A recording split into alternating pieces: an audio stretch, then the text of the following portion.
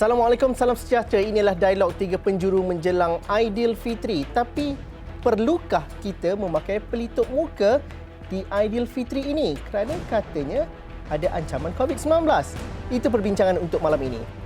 Menyertai kami dalam dialog tiga penjuru pada malam ini, saya bersama dengan orang-orang hebat sejak 2 tahun lepas dan masih lagi bersama dengan kami sehingga ke detik-detik terakhir hari raya nak berhari raya Aidilfitri ini. Saya perkenalkan tamu-tamu saya pada malam ini, Dr. Farhan Rusli, pakar kesihatan awam bersama dengan kami. Di tengah itu ialah Datuk Dr. Rohaizat Yun, merupakan Profesor Kesihatan Awam dari Management and Science University MSU dan juga merupakan mantan Timbalan Ketua Pengarah Kesihatan Perubatan KKM. Terima kasih Datuk kerana sudi bersama kami.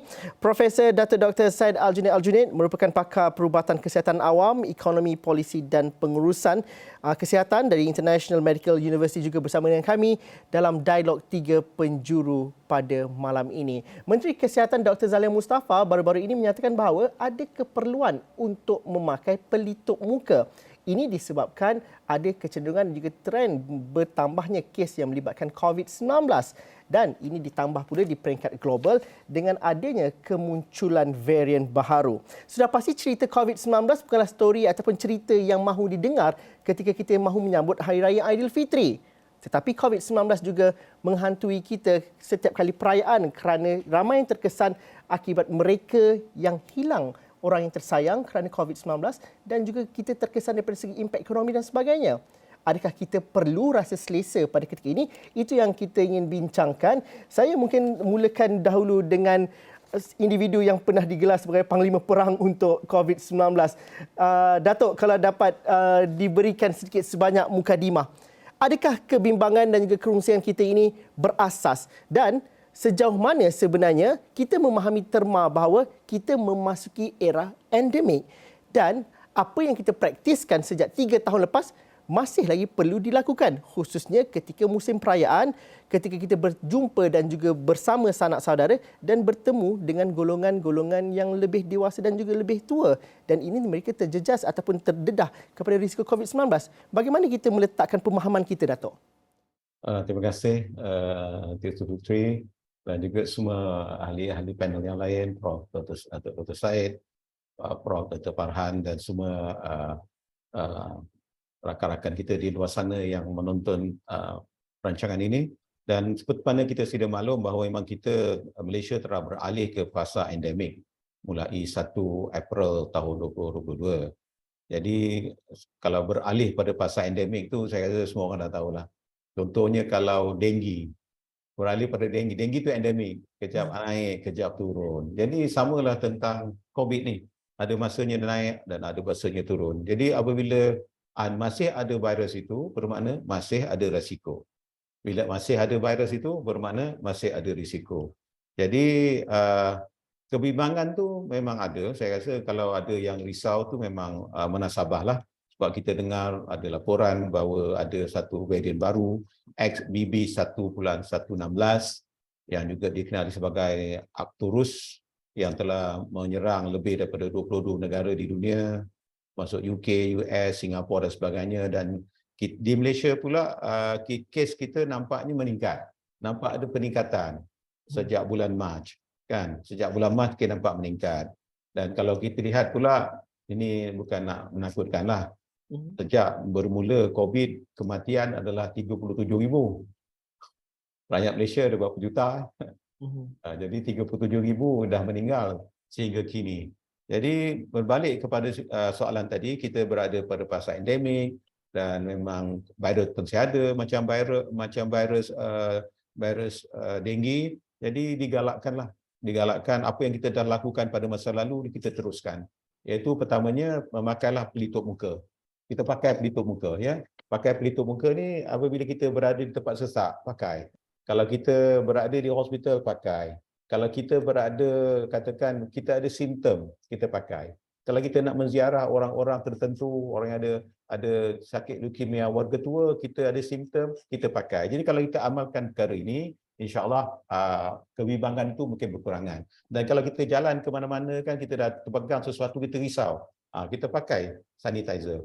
Pakai sanitizer atau cuci tangan, mudah ya, ambil air kecil, kita boleh cuci dan itu digalakkan. Dan kita lihat gaya ni biasalah pergerakan pergerakan masyarakat bergerak memang banyak, akan bergerak balik kampung, di R&R dan sebagainya, dan juga kalau kita lihat juga waktu Ramadan kan, sembahyang dan sebagainya. Jadi bila kita lihat yang varian baru ni yang saya sebut tadi XBB 116, walaupun dilaporkan dia punya kadar keganasan tu taklah seganas mana, tapi dia punya kadar penyebaran tu adalah 1.2 kali lebih daripada dia punya asal dia punya asal virus yang asal itu. Jadi kita perlu mengambil tindakan, bersiap siaga, bila menjarah orang risiko, bila kita demam, teruskanlah cuci tangan dan sebagainya. Dan seperti mana yang pernah dinyatakan pada masa lalu juga, di mana kita amalkan juga konsep yang kita sebut sebagai TRIS. Kalau TRIS, maknanya kalau kita rasa tak selesa, kita buat test sendiri. Dah test. Bila kita dah test T, lepas tu kita report. Kemudian kalau dah confirm positif, kita isolate sendiri. Dan kita inform maksudnya masuk ke Mas Sejahtera dan seek treatment. Kalau sekarang ni Paxlovid memang ada. Paxlovid memang dah ada. Siapa-siapa yang layak untuk dapatkan supply tu boleh dapatkan daripada klinik kesihatan. Jadi itu dahulu Encik Zulfitri saya punya. Saya akan lebih mendasari mengenai perkara itu untuk bukan tak tahu tapi untuk sama-sama ingatkan. Mungkin ada yang menonton kata, dah 2 tahun dah 3 tahun COVID, kenapa nak cakap perkara yang sama? Tapi inilah platformnya, kita sama-sama mengingati untuk sepenuh hari perayaan ini. Tapi mungkin Datuk Syed Aljunied, mungkin kita dapat fahami varian baru ini, bagaimana kita memahaminya dan juga ancamannya bagaimana dan juga hubung kaitnya dengan penyebaran. Ini dalam konteks global, tapi dari Malaysia, kalau menurut daripada Menteri Kesihatan, tidak ada lagi genom ataupun jujukan yang menunjukkan ada dikesan di Malaysia. Tetapi risiko dan ancaman itu semakin ada. Manusia, perkara yang dia paling takut ialah benda yang dia tidak tahu, dan itu akan menyebabkan mereka bertindak yang bukan-bukan. Justru kalau kita melihat kepada varian baru ini, apa perkara paling asas untuk kita ketahui, khususnya apabila kita berjumpa sanak saudara dan menyampaikan informasi dan juga mendengar informasi-informasi yang mana yang accurate dan sebagainya? Ya, terima kasih Saudara Zulfitri. Jadi fokus kita kepada ejen yang menyebabkan COVID-19 ini, ya, virus itu. Jadi sekarang ni kita berada di fasa endemik. Bila berada dalam fasa endemik ni, biasalah virus ini akan melakukan mutasi untuk survive dalam environment. Jadi salah satu caranya adalah dengan menukarkan bentuk-bentuk genetiknya dan sebagainya. Tetapi yang kita dapat tahu sehingga sekarang bahawa kadar, walaupun kadar jangkitannya agak tinggi, tetapi keparahan daripada mereka yang mendapat penyakit ini tidaklah terlalu tinggi, kecuali mereka yang mempunyai risiko tinggi. Misalnya mereka yang umur melebihi 60 tahun, yang mempunyai penyakit-penyakit kronik seperti penyakit diabetes, darah tinggi, penyakit kanser dan juga penyakit-penyakit kronik yang lain, asma dan sebagainya.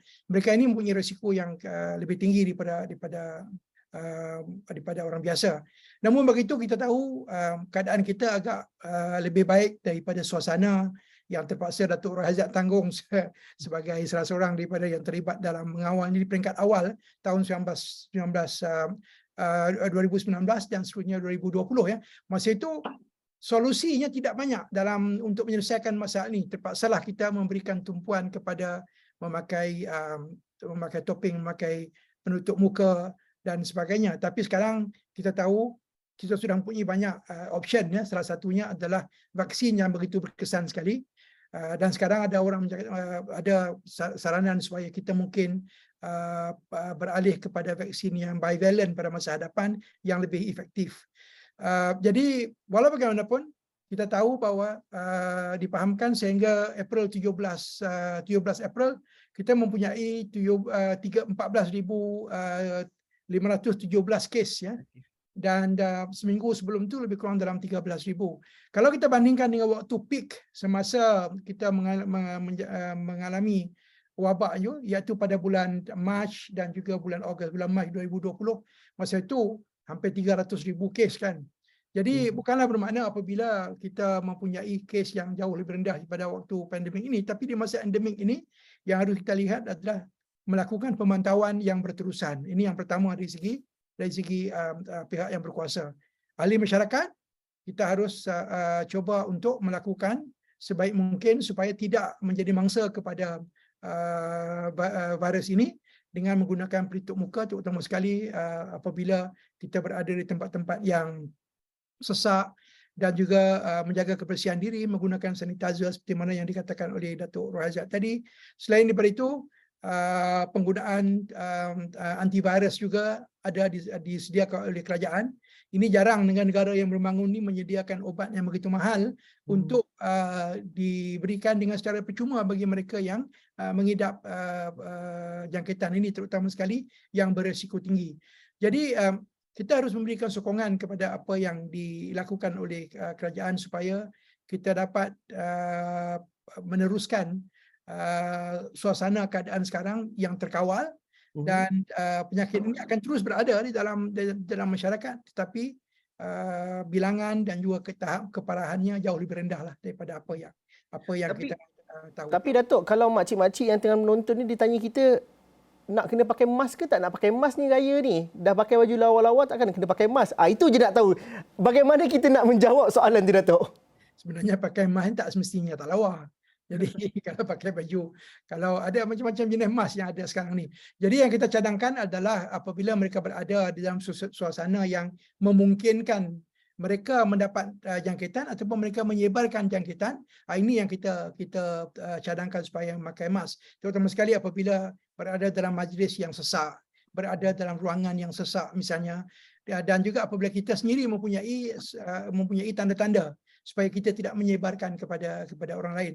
Harus ingat bahawa pemakaian pelitup muka ini adalah merupakan suatu daripada tindakan ataupun intervensi yang efektif yang kita tahu dapat mengurangkan kemungkinan untuk mendapatkan jangkitan. Bukan jangkitan COVID-19, banyak lagi penyakit yang airborne boleh kita cegah. Jadi adalah elok kalau kita menggunakan pelitup muka ini, terutama sekali apabila kita berhari raya dan bertemu dengan kawan-kawan, dengan ahli keluarga yang datang di jauh. Kita tidak tahu sama ada mereka ini mungkin membawa penyakit ini dan sebagainya. Jadi eloklah diamalkan mengambil langkah-langkah pencegahan ini. Zul, ada setengah Silakan. tu sebenarnya dia lagi cantik pakai mask daripada dia tak pakai mask. So biarlah itu menjadi satu dorongan kepada mereka untuk memakai pelitup muka. Itu kata Dr. Farhan, itu mungkin mengundang kecaman juga.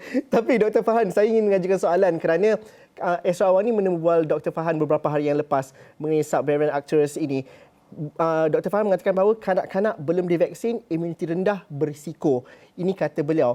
Tapi saya ingin kaitkan dengan respon apabila kami menaikkan berita ini di portal kami, di laman web kami dan juga di media sosial.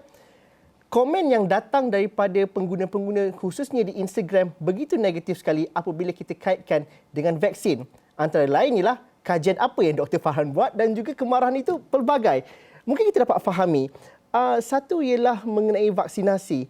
Satu lagi ialah pemahaman masyarakat walaupun sudah melalui episod yang pelbagai ini, dan apabila datang ancaman baru, mereka bercerita mengenai bukan pasal COVID-19 lagi, tetapi mereka kata dah kena vaksin nasib demam je, yang ada penyakit lagi teruk dan sebagainya. Ini kita faham apa yang berlaku dalam kelompok-kelompok tertentu.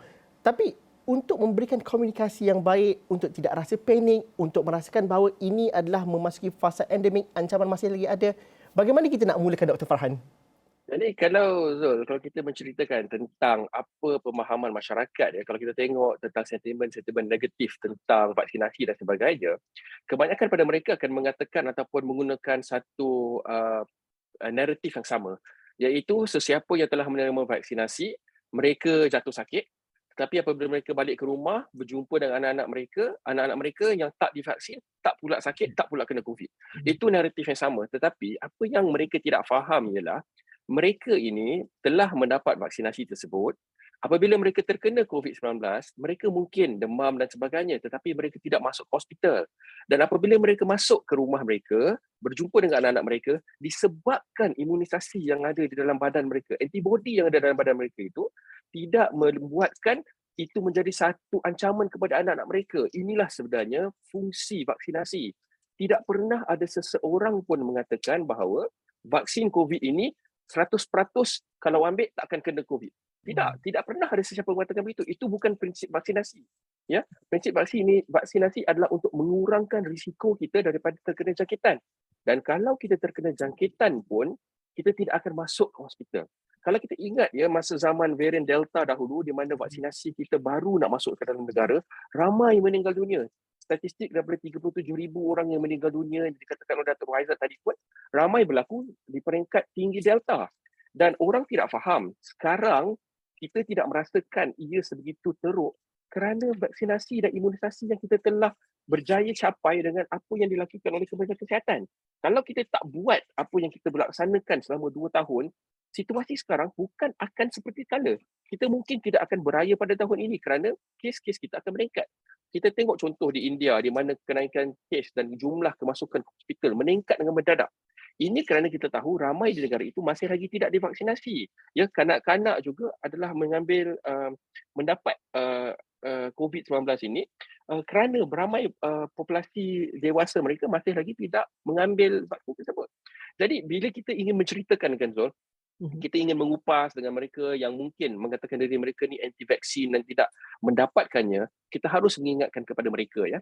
Kalau nak pergi haji tu laju je dia ambil vaksin kan. Meningococcal dia ambil, yellow fever dia ambil, benda-benda lain dia ambil. Tapi bila kita cerita tentang vaksin COVID, tiba-tiba ada masalah pula. Dia kena faham ya, prinsip vaksin ini adalah sama untuk mencegah dan mengurangkan risiko kita daripada terkena penyakit tersebut. Dan apabila sesebuah kumpulan itu mempertengahkan, mengatakan ini adalah agenda untuk merosakkan badan kita, percayalah, tiada satu-satu syarikat yang mengeluarkan vaksin yang hendak merosakkan ataupun menghindarkan kesihatan kita. Kerana apa? Itu akan menunjukkan bahawa mereka tidak memberikan satu produk yang berkesan, maka mereka akan kehilangan rugi duit. Jadi adalah sangat positif untuk mereka menunjukkan keberkesanan tersebut. Keberkesanan itu akan menunjukkan positif result kepada cash flow dia. Jadi di situlah dia punya insentif untuk memastikan dia memberikan vaksin yang terbaik. Dan semestinya kita ada badan seperti NPRA dan sebagainya. Dan kalau kita tengok jumlah berapa bilion orang dah terima vaksin COVID ini, kita kena faham ya, ramai lagi orang yang dapat benefit daripada vaksin tersebut compared kepada orang yang tidak menerimanya. Dr. Farhan, mungkin kita flashback balik apa yang berlaku pada tahun 2021. Saya masih lagi ingat menjelang malam raya kita menjalani perintah kawalan pergerakan di mana kita tidak boleh beraya pada ketika itu kerana peningkatan kes yang cukup mendadak kerana Delta. Begitu juga dengan banyak berita-berita kematian sanak saudara di hujung Ramadan kerana ya kita bersembahyang tarawih dan juga berjumpa sanak saudara. Tapi dalam masa yang sama, kita tidak boleh mengambil langkah dan juga rasa kita sudah selamat semata-mata dan juga bagaimana kita menguruskan risiko itu dan dalam masa sama kita tidak terlampau panik dan dalam masa sama kita mengatakan bahawa keadaan okey buat setakat ini, tapi janganlah ambil sambil lewa, perlu juga ada faktor-faktor untuk pencegahan itu dilakukan seperti mana Dr. Haizat katakan tadi, kita lakukan trace dan sebagainya. Bagaimana kita nak flashback dan juga ulang kaji revision balik Dr. Farhan? Kita sebenarnya dia punya prinsip dia senang je kan. Kita tak perlu bertanya kepada Kementerian Kesihatan. Dia dah penat dah 3 tahun dah dia cakap benda yang sama over and over again. Tapi masalahnya orang Malaysia ni, kita adalah masyarakat yang malas dan mudah lupa ya. Itulah masyarakat kita. Ya, kita malas sebab kita malas nak pakai mask, kita mudah lupa sedangkan kita tahu ya benda tu. Dan saya rasa perkara ini kalau kita disebutkan secara amnya, dia amat mudah. Kalau kita tak nak Syawal ini menjadi Syawal yang terakhir buat orang-orang yang tersayang buat kita, pakailah mask untuk mengurangkan risiko dia. Tak susah pun. Dan mask ni benefit dia sangat-sangat banyak ya. Kita boleh kurangkan COVID, boleh kurangkan TB, boleh kurangkan penyakit berjangkit yang lain. Sekarang pun tengah jerebu, tak ada reason untuk kita tidak memakai pelitup muka ya. Kerana ia mendatangkan added benefit yang sangat banyak. Kalau setakat nak risau makeup tu rosak ke apa ke semua, itu adalah hanya small price to pay untuk the added benefit yang kita nak mencarikan. Jadi kalau kita balik kepada umum ataupun kepada perkara yang asas ya, apa yang paling penting di sini? Paling yang penting di sini, kita dah melalui peringkat di mana negara mengawal dengan secara seketat-ketatnya ya. Ingat tak masa tentera ada di setiap jalan, di setiap pelosok, di setiap kampung, tutup kampung dan sebagainya. Dan kalau kita tidak mahu kembali kepada perkara itu untuk tahun depan, apa susahnya kalau kita pakai pelitup muka untuk tahun ni? Kan? Benda itu perkara yang sangat mudah. Basuh tangan ya. Benda ni kita cerita 10 kali pun kita akan tahu orang tidak akan buat. Tetapi kita kena ingatkan balik. Ya, sebab itu perkara seperti denggi yang berpuluh-puluh tahun kita dah champion pun benda itu masih lagi menjadi satu masalah sebab orang tak nak terbalikkan pasu. Ya, apa lagi lah COVID ni. Dan kita kena faham bahawa COVID ini, kadar jangkitan dia dan kadar kematian daripada COVID ini adalah lebih teruk berbanding dengan denggi. Jadi kita harus ingatlah balik kembali kepada prinsip kita, iaitu kita tidak boleh mengharapkan kepada Kementerian Kesihatan ataupun kerajaan untuk pastikan kita hidup. Ya, kita nak hidup, kita kenalah jaga diri kita sendiri, betul tak? Takkan nak tunggu sampai kerajaan nak suap makanan sihat, nak pakaikan pelitup kita untuk kita. Takkan kita nak tunggu Perdana Menteri tolong sapukan tangan kita dengan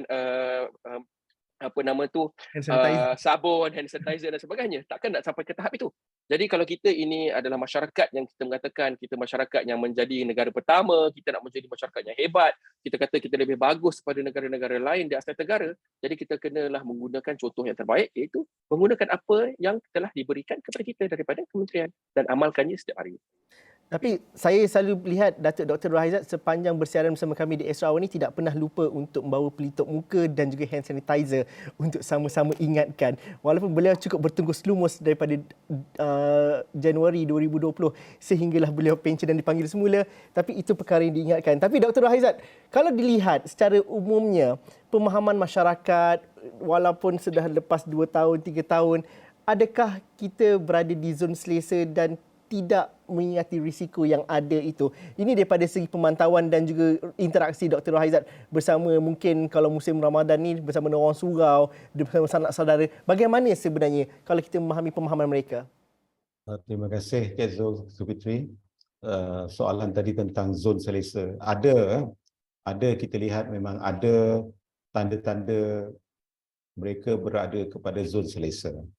Dan ada juga kadang-kadang kita lihat mereka leka.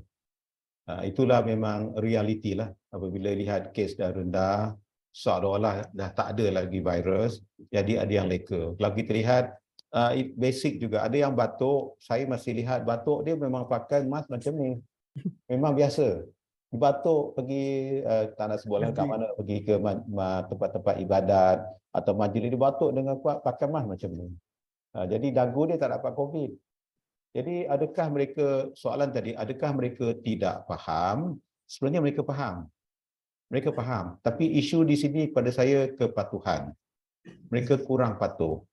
Mereka kurang patuh, mereka berada pada zon selesa dan juga kadang-kadang tu alfa.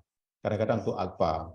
Kadang-kadang alfa. Berbalik kepada pemakaian pelitup separuh muka ini, kalau kita berada di tempat yang memang keluarga kita sendiri, isteri kita, anak-anak kita, suami kita, mungkin masa raya tu tak payah pakai. Tapi kalau kita pergi beramai-ramai satu tempat tu, kata ada open house yang besar kan, eloklah pakai. Begitu juga kalau kita pergi ke, bukan maknanya di rumah-rumah ibadat, sama ada bagi orang Islam ke ataupun orang agama lain, sebab kita tahu sekarang pun musim perayaan Tamil, Tamil New Year, Baisakhi pun ada. Jadi dan juga Aidilfitri pun coming kan. Jadi bila perkara-perkara itu berlaku, kita lihat diri kita ni di mana. Di mana kita? Kita ni adalah golongan yang rentan, orang yang kecil manis. Jadi bila kita berjalan ke mana-mana tu bawalah mask. Bila berada tempat tertentu kita pakai mask. Dan bagi golongan orang lain pula yang menziarahi orang yang rentan tadi, dia kena faham. Jadi lindungi mereka. Sebab dalam konsep kesihatan awam, kita akan selamat apabila semua selamat. Kalau ada seorang tak selamat, kalau macam di tempat saya ada satu ayah dia memang aman, prihatin, sangat concern dia, jaga SOP, tapi anak dia pergi mana rata-rata berjalan dapat COVID. Ya, anak dapat COVID. Tapi anak dia dapat COVID, memang gejala dia sikit saja.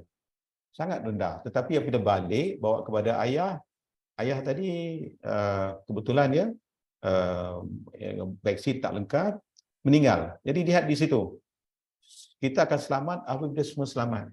Anak tadi tak ada apa-apa pun. Memang gejala dia amat sikit. Paling ada pun dia ada rasa macam rasa tak ada rasa lidah. Kalau bahasa kita distaste, dia tak ada rasa. Bau hidung tu tak ada bau. Dia tak ada tak dapat deri bau dia tak ada bau. Itu saja. Dia tak ada demam, tak ada apa. Bila dia buat ujian COVID positif dan ayah beliau dapat positif dan itu yang berlaku. Jadi saya boleh mengatakan ada yang sambil level, yang ada adalah dia alfa, yang ada berada pada zon selesa. Dari segi pengetahuan saya rasa rakyat Malaysia memang dah arif, dah pandai. Malah kalau saya pergi ke kampung-kampung, mereka dah tak tanya soalan pakai mask. Dia tanya saya, R0 berapa sekarang? R0 berapa? Infectivity COVID XBB 116 ni berapa? Tak tanya soalan tu lagi. Tapi bila dia bercakap tu, kita kena pakai mask. Tapi bila dia bercakap dengan saya, dia batuk-batuk, dia pakai mask, dia pakai ragu. Jadi itulah hakikatnya ya. Sebenarnya perkara ini adalah yang asas. Kita lihat kalau di majlis ke, di surau ke dan sebagainya, memang begitu. Jadi kalau di tengah-tengah tempat, bila dia ada majlis ke, yang serve tu, dia tak bagi orang lain serve. Dia ada orang yang serve, nak ambil ataupun ada tempat tu disediakan sarung tangan. Jadi berbalik kepada apa yang Prof Said kata tadi, yang paling adalah individu. Individu memang mustahak lah, nombor satu. Nombor dua, memang masyarakat memainkan peranan yang sama. Dan seterusnya, memanglah pihak berwajib. Memang pihak berwajib. Kalau kata kita ambil contohlah bagaimana peranan individu. Peranan individu dari segi vaksinasi. Individu kita ambil vaksinasi. Berapa peratus yang telah ambil vaksin di Malaysia, ambil pengalak pertama? Yang ambil pengalak pertama, baru 50%. Yang ambil pengalak pertama, baru 50%. Lagi 50% lagi tak ambil pengalak kedua. Itu belum cerita lagi yang pengalak yang kedua. Pengalak kedua baru 2.5%. 2.5%. Tak apa, kita berbalik ke belakang. Pengalak pertama baru 50%. Dan kita pun tahu apabila dah ambil imuniti tu, Prof Farhan sebut tadi, mungkin dapat COVID sebab apabila selepas sesuatu waktu, bisa kata 6 bulan, setelah 6 bulan, imuniti dah turun. Lepas tu dia dapat jangkitan. Ya, dia dapat jangkitan. Jangan dia ambil sambil lewa, itu yang berlaku.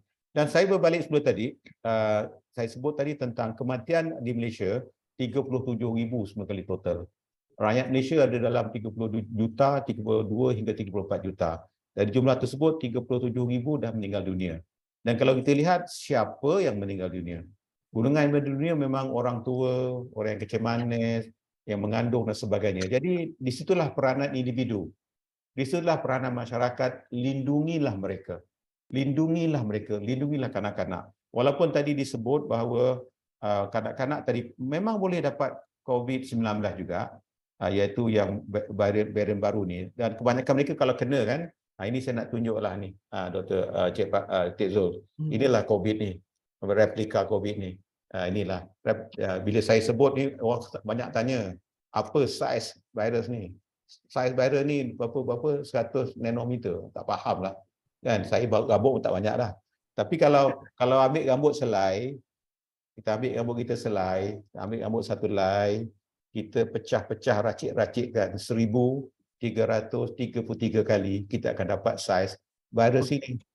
Terlalu kecil, tak nampak. Tak nampak. Jadi apabila kita alpha, apabila kita leka, itu yang berlaku.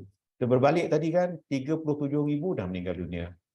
Dan pada masa lalu kan, masa kita belum ada vaksin, yang meninggal di rumah, dipanggil brought in death, pun banyak.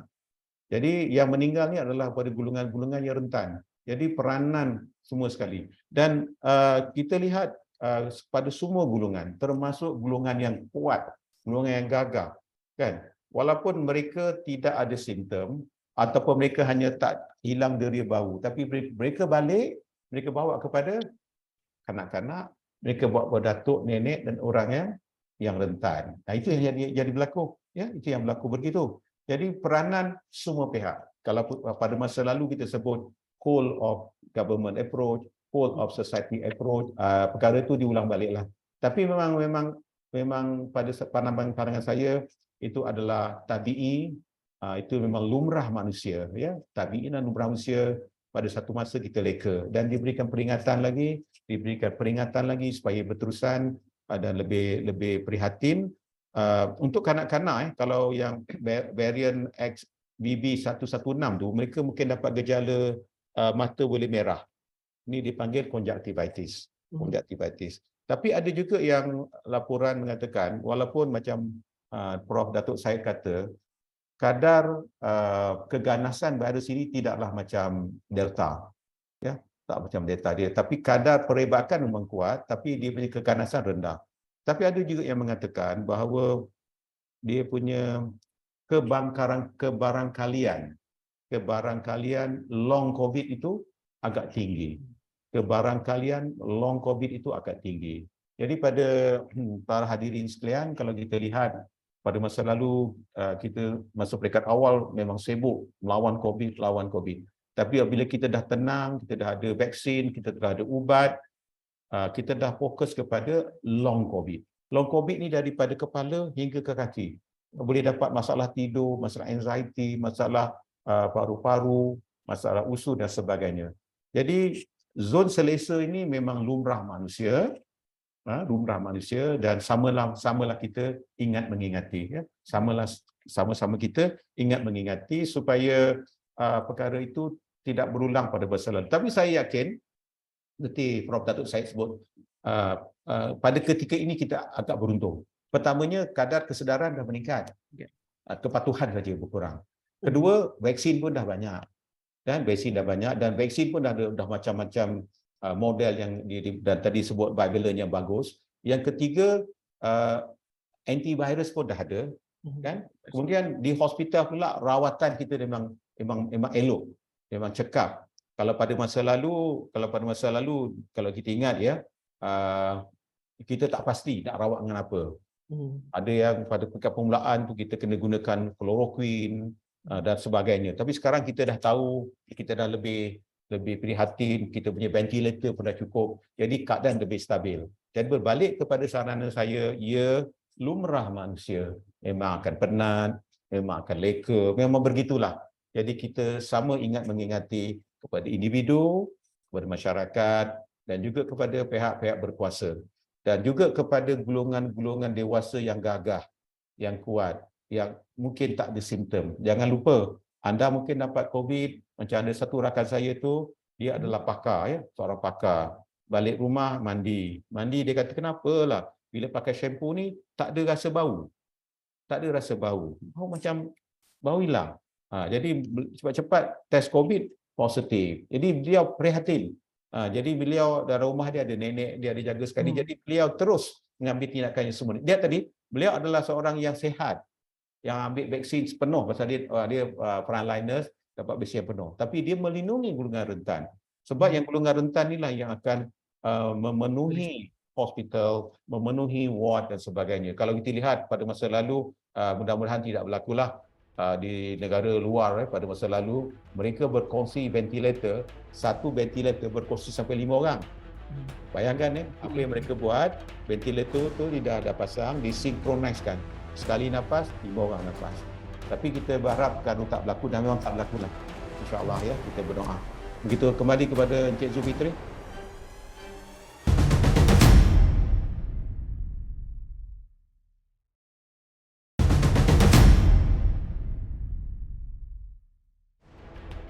Prof, Dr. Syed, mungkin kalau kita melihat kepada, tadi kita bercerita akhirnya sekarang ni tak ada penguatkuasaan undang, tidak ada lagi iklan sepanjang jam yang diletakkan perlu pakai mask dan sebagainya.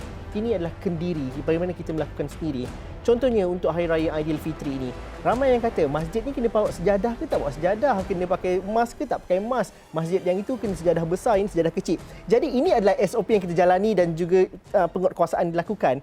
Tapi untuk diri sendiri, bagaimana? Ini Hari Raya Aidilfitri, ketika solat Hari Raya, sudah pastilah kita akan berada dan dalam satu kelompok yang ramai, yang besar dan juga risiko itu sentiasa ada. Tidak perlu tunggu piawaian atau keluarnya fatwa untuk memakai mask. Jadi bagaimana, Datuk, kita melihat bahawa secara sendirinya kita kena enhance pemahaman dan juga lakukan. Kerana kefahaman ada, tetapi nak lakukan itu jarang-jarang sekali yang berlaku. Kalau pergi luar negara itu kena pakai mask, jangan pakai mask. Tapi bila balik, diorang tak lakukan. Jadi bagaimana, Datuk? Ya, jadi seperti mana yang telah kita bincangkan dahulu, pelindungan sendiri, ya, diri sendiri itu harus kita perkuatkan. Kerana kalau kita lihat intervensi untuk mencegah sebarang penyakit, termasuklah juga penyakit COVID-19 ini, ianya biasanya satu intervensi dengan intervensi yang lain itu ada kaitannya. Dia boleh meningkatkan keberkesanan. Jadi kalau kita memakai pelitup muka. Pada masa yang sama, kita melakukan penjarakan semasa apabila tidak diperlukan dan juga menggunakan sanitasi, dan ditambah pula dengan memastikan kita mempunyai vaksin yang lengkap. Semua ini akan meningkatkan kemungkinan kita terlindung daripada COVID-19 dan juga kemungkinan kita tidak membawa penyakit ini kepada mereka yang sensitif, mereka yang rentan kepada penyakit COVID-19 ini. Jadi balik kepada vaksin tadi, kalau kita lihat masyarakat kita apabila di peringkat awal kita memulakan vaksin, jadi berbagai-bagai respon daripada ahli masyarakat. Tapi kita lihat sampai hari ini pun masih lagi ada orang mempersoalkan tentang keberkesanan daripada vaksin tadi. Kita harus ingat bahawa kita bernasib baik kerana ada usaha yang dilakukan oleh mereka yang mempunyai kapasiti untuk membangunkan vaksin. Kalau tidak ada vaksin, mungkin kadar kematian di Malaysia bukan 30,000, mungkin 10 kali atau 20 kali ganda daripada apa yang kita dapat lihat pada hari ini. Dan ini merupakan satu daripada perkara yang harus kita appreciate. Apa yang berlaku adalah oleh kerana terdapat banyak sumber dan juga banyak saluran untuk ahli masyarakat ini mendapat maklumat, banyak daripada maklumat ini merupakan maklumat yang palsu. Dan kalau kita lihat, biasanya apabila kita mengatakan bahawa kesan sampingan daripada vaksin dan sebagainya, kita harus lihat keberangkalian daripada berlakunya kesan sampingan tersebut. Sehingga janganlah sampai kita mempercayai. Sebab itulah ramai daripada masyarakat kita senang menerima dan juga ditipu oleh pihak-pihak yang buat scammer dan sebagainya kan.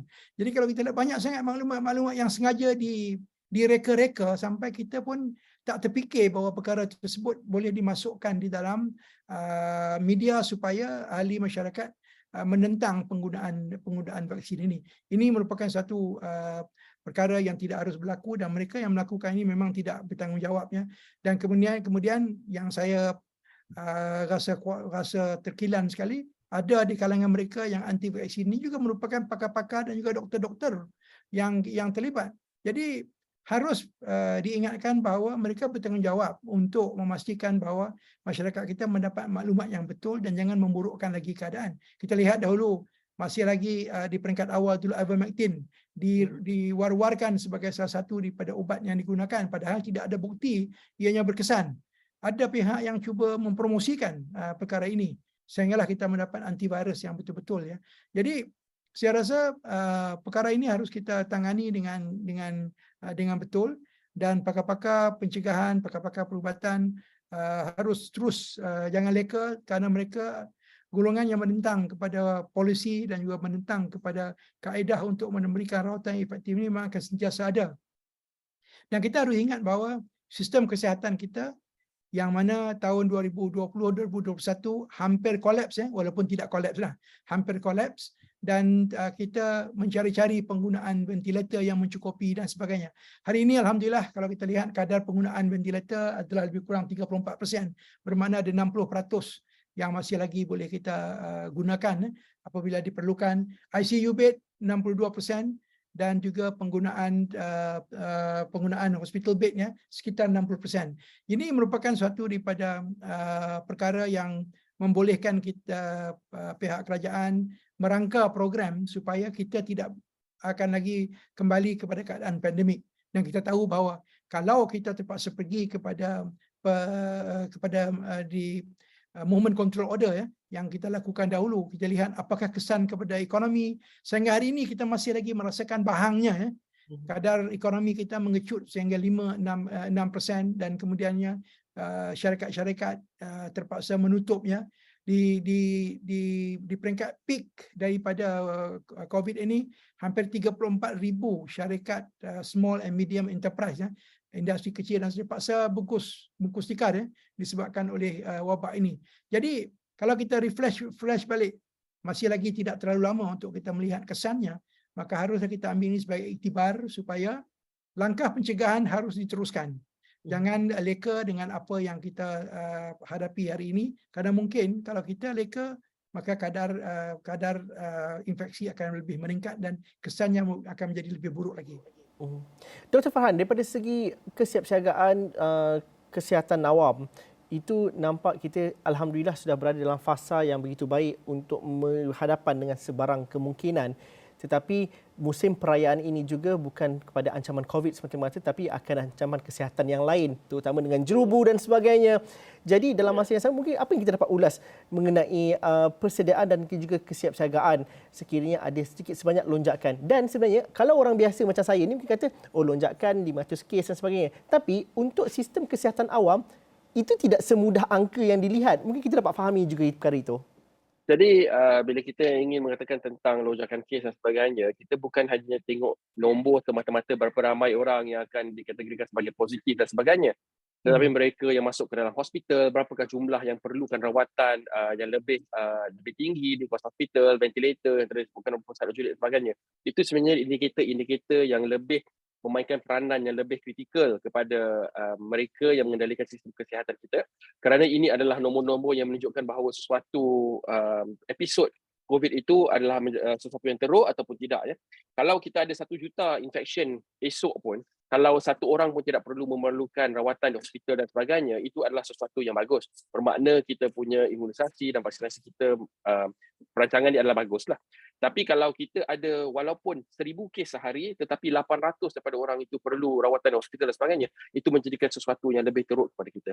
Jadi itu sebabnya saya mengatakan bahawa seperti disebutkan oleh Prof. Junid tadi, di mana amat membimbangkan dan merisaukan ya, fakta-fakta dan informasi yang didapat daripada orang-orang lain diambil lebih tinggi daripada yang diberikan oleh pakar-pakar kesihatan dan juga menteri sendiri. Ya.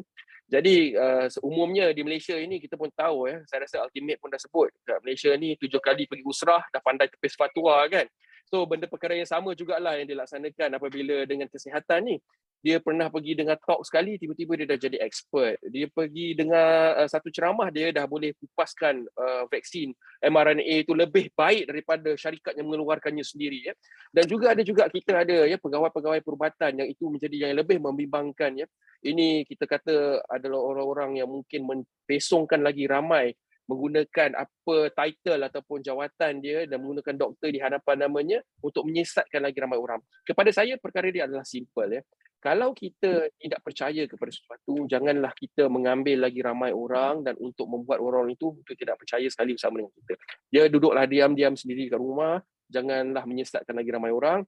Dan untuk khayalak umum yang sedang mendengar, kita dah ada penat kerajaan bayar Prof. Junid, Dr. Wahaizat, saya pergi belajar jadi doktor jauh-jauh keluar negara, balik, masuk master, masuk PhD.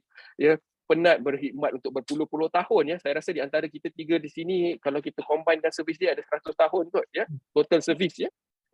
Jadi gunalah apa pengalaman dan juga perkara-perkara ini. Tentunya tiada kerajaan dan tiada pegawai perubatan yang akan mengatakan sesuatu yang boleh mendatangkan kemudaratan ataupun menyusahkan rakyat. Ya. Kita hanya nak terbaik untuk mereka, kita nak kesihatan yang terbaik. Kerana ingat, lagi sihat rakyat tersebut, lagi kuranglah bebanan kepada Kementerian Kesihatan Malaysia. Itulah yang kita mahukan.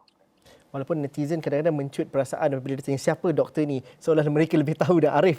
Tapi Dr. Wahaizat, kalau saya ingin tanyakan, COVID-19 juga mengajar bahawa kita perlu sentiasa bersiap siaga daripada segi fasiliti, daripada segi tenaga kerja dan juga pemahaman. Tapi lebih penting juga ialah R&D dan juga research itu perlu dijalankan dari masa ke masa untuk memahami ancaman dan juga risikonya.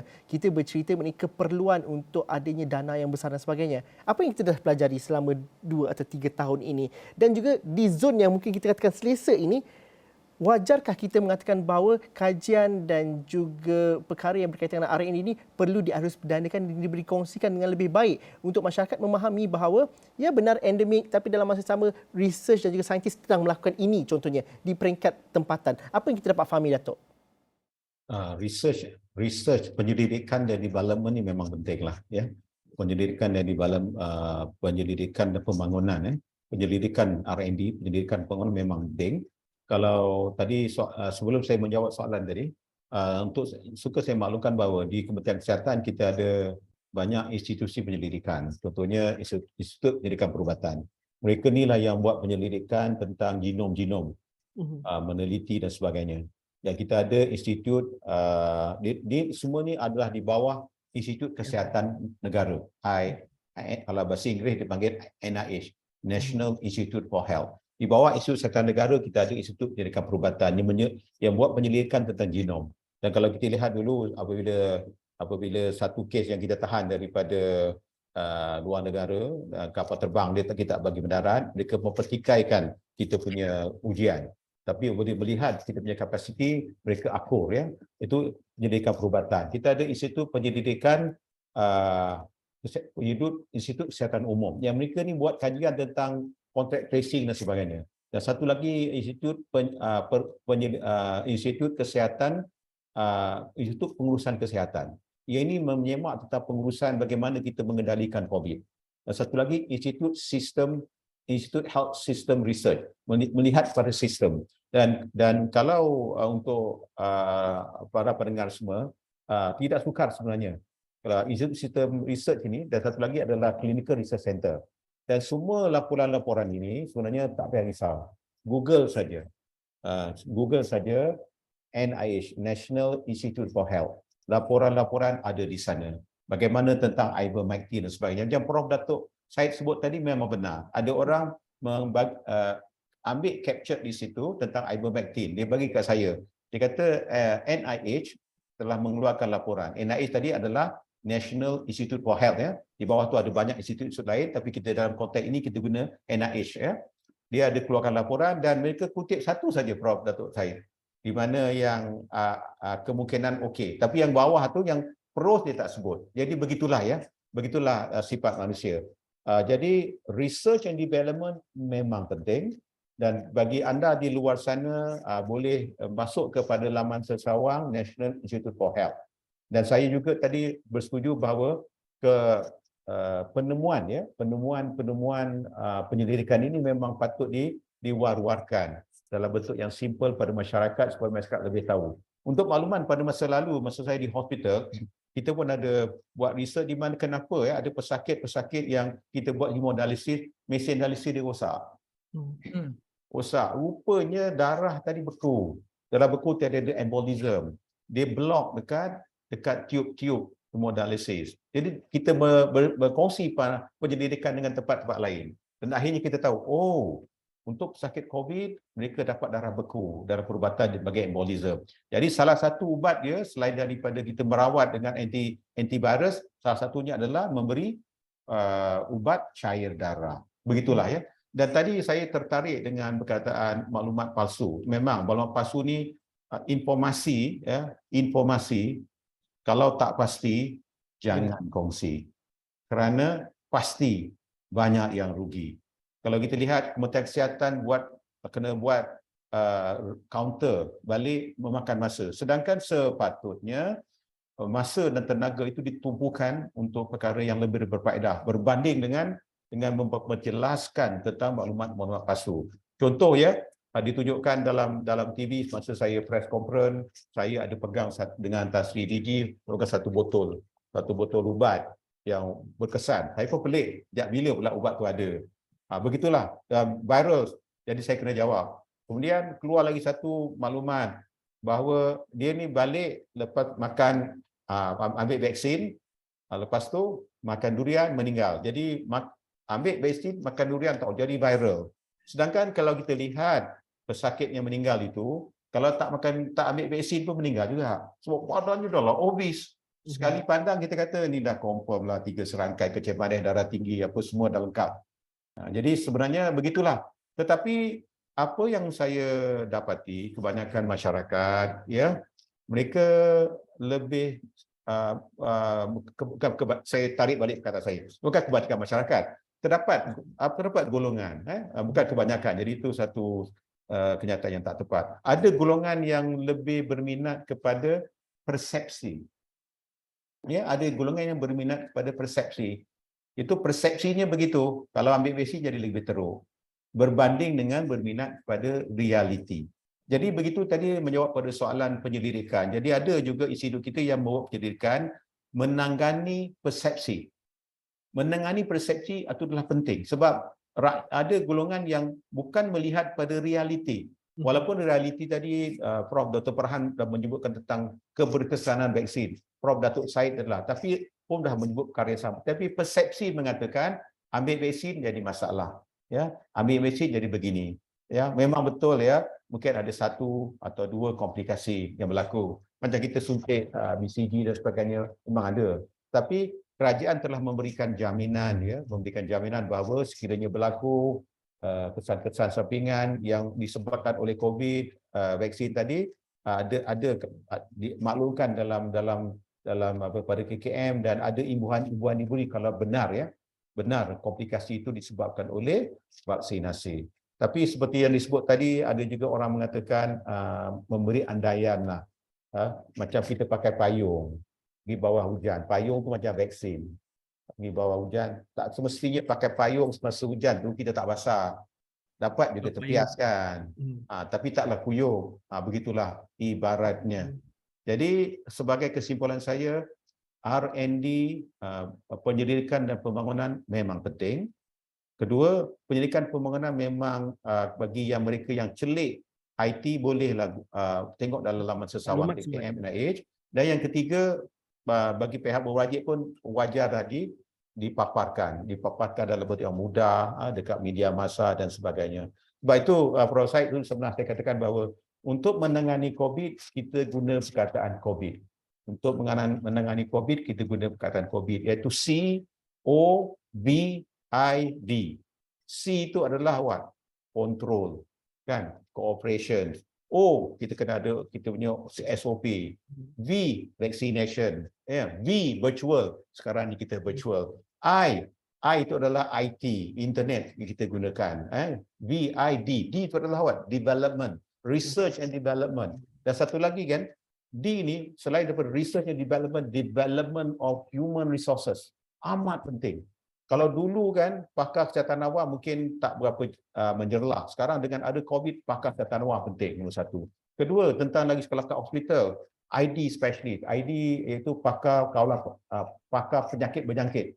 Memang penting. Kemudian di ICU, ICU penting. Jadi itulah ulasan saya tadi bercerita tentang penyelidikan pembangunan, tapi dah melarat pada benda-benda lain lah. Tapi itu merangkumi segala-galanya. Saya ada lebih kurang masa dalam 3 minit lebih kurang. Tapi Datuk Dr. Syed Al-Junid, mungkin kita dapat fahami kalau ketika musim perayaan ini ada simptom, bagaimana kita perlu bertindak. Saya pasti dan juga saya pernah melihat juga sendiri rakan-rakan kalau ada simptom tu kadang-kadang dia tak buat test, dia rasa itu demam biasa, tak lapor dan sebagainya. Tapi musim perayaan ini penting untuk kita lakukannya. Bagaimana kita sama-sama kita lakukan kendiri itu, kawalan kendiri? Ya. Mudah saja sebenarnya, sudah ada clear SOP apa yang patut dilakukan apabila ada sign dan simptom, lakukan ujian, dan kalau positif kita harus mengambil tindakan kuarantin sendiri. Ini semua jelas dilaksanakan. Jadi jangan apabila ada sign and symptom tidak mau melakukan ujian, ya. Lakukan ujian, kemudian kita melakukan self quarantine, dan kalau sekiranya keadaan menjadi lebih buruk maka harus mendapatkan rawatan daripada pihak yang terlibat, dan seterusnya dilakukan assessment yang komplit. Saya tertarik tadi mengenai R&D. Saya nak komen sedikit tentang R&D yang disebutkan tadi, ya. Sebenarnya R&D di Malaysia ini, apa yang kita hadapi sekarang ini terserlah dari segi kelemahannya apabila berlaku COVID-19. 3 perkara. Pertama sekali dari segi dana. Dana kita amat kecil untuk kita gunakan bagi melakukan penyelidikan. Sebab itu sukar untuk kita menghasilkan vaksin sendiri kalau kita tidak melakukan investment yang cukup. Itu dari segi keuangan, ya. Yang kedua adalah dari segi human resource. Bilangan kita yang betul-betul terlatih untuk melakukan penyelidikan, terutama sekali mereka yang ada di NIH, jauh lebih rendah daripada apa yang normalnya. Jadi minimum standard untuk menjadi penyelidik adalah mereka harus mempunyai sekurang-kurangnya PhD dalam bidang tersebut. Jadi ramai lagi perlu kita latih. Dan yang ketiga, kita lihat semasa COVID-19 ini yang menjadi masalah berkaitan dengan R&D adalah networking. Masing-masing buat research sendiri-sendiri, tak ada collaboration. Ini menimbulkan berbagai masalah. Dan kita harus ingat bahawa pihak universiti biasanya mempunyai human resource yang dilatih khusus untuk melakukan penyelidikan, tetapi mereka mungkin tidak ada sampel, kerana sampel datang daripada tim Dr. Rohazad daripada hospital. Kalau tak ada kerjasama, macam mana kita nak buat rujukan genom dan sebagainya. Jadi collaboration, 3 benda inilah yang harus kita lakukan. Jadi bagi mereka yang punya simptom dan sebagainya, ikutlah SOP yang sudah pun sedia ada, dan lakukan ujian, dan kemudian lakukan quarantine seperti mana yang kita lakukan sehinggalah simptom tadi selesai. dan juga kalau keadaan tadi lebih buruk maka harus mendapatkan rawatan-rawatan tertentu. Jangan duduk sendiri kemudian cuba melakukan SOP sendiri tanpa mengikut apa yang sudah ada. Kita laksanakan 3 tahun daripada 2019 sehingga sekarang sudah jelas dari segi SOP apa yang harus dilakukan. Patuhilah itu supaya kita dapat mengurangkan kemungkinan kita mendapat keadaan yang lebih buruk kalau sekiranya kita tidak mengambil tindakan yang efektif. Dr. Fahan, setengah minit rumusannya. Rumusan saya mudah aja, Zul. Janganlah kita mendahului takdir. Kalau tahun ini kita menziarah orang tersayang di rumah, janganlah sampai tahun depan kita menziarah di kubur. Itu saja pesanan saya, Zul.